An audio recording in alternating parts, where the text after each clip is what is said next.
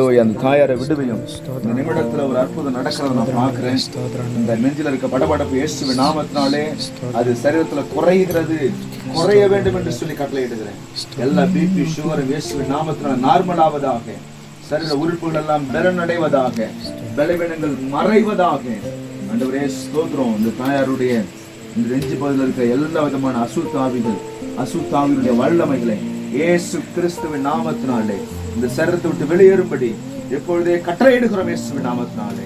ஆண்டவர் தாயார் விடுவிப்பதற்காய் ஸ்தோத்திரம். இயேசுவின் நாமத்தினாலே கட்டளையிடுகிறோம். கையப்படி நேம் ஆஃப் ஜீசஸ். கர்த்தர் உன்னை சுகமாக்குகிறார். உன் மேல ஒரு தேவனுடைய வல்லமை இறங்குது. இயேசுவின் நாமத்தினால் இறங்குகிறது. உன் பலவீனங்கள் மறைகிறது இயேசுவின் நாமத்தினாலே. ரீபௌதன நியாந்தடமா எல்லா படபடப்பும் குறைகிறது, மயக்கம் குறைகிறது, எல்லா பிசாசுடைய வல்லமைகள் எல்லாம் செயலிழக்கிறது, வலி குறையுது இயேசுவின் நாமத்தினாலே.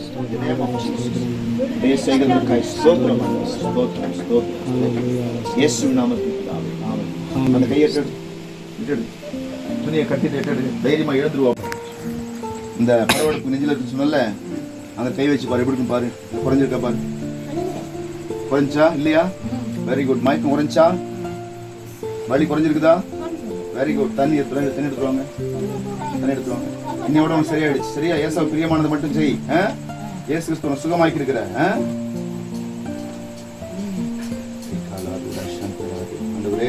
சுகமாக்கிறது. இப்பொழுது புது பலன் ஆரோக்கியம் உண்டாக்குறது. இதோட உங்களுக்கு எல்லா வேலையும் சரியாயிடுச்சு. தைரியமா இருக்கு.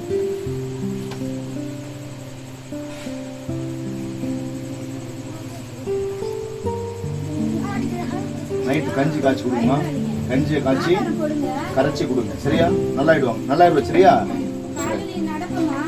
தைரியமா போக்காரு. தைரியமா போ.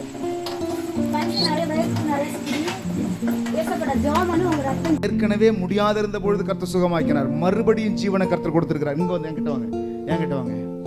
பாருங்க, அருமையான தாயார் இவங்க. ஹல்லேலூயா. முடிஞ்சிரும்னு நினைச்சிருக்காங்க வீட்டுல எல்லாருமே.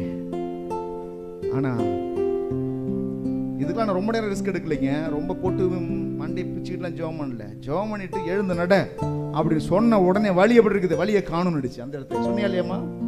அந்த நிமிஷத்துலயே நீ சாட்சியா வந்திருக்காங்க பாருங்க. நடக்க முடியாம அதுவும் அப்படியே கடந்திருக்கிறாங்க. எத்தனை நாள் கடந்தீங்கம்மா வியாதியா? ஒரு வாரமா கடந்திருக்கிறாங்க. சாப்பிடல இல்லையா? 3 வேளையும் சாப்பிடலையா?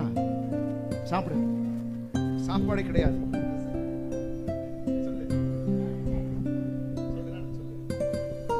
சாப்பிடாத கிடந்தம்மா. ஐயா வந்து செவம் பண்ணார். அப்புறம் ஆயிரத்து நான் இப்போ சாப்பிட்டுக்கிட்டு இருக்கிறேன். நடக்கிற கொஞ்சம் நல்லா இருக்கு. சந்தோஷம். கர்த்தர் ஆசீர்வதிப்பார்.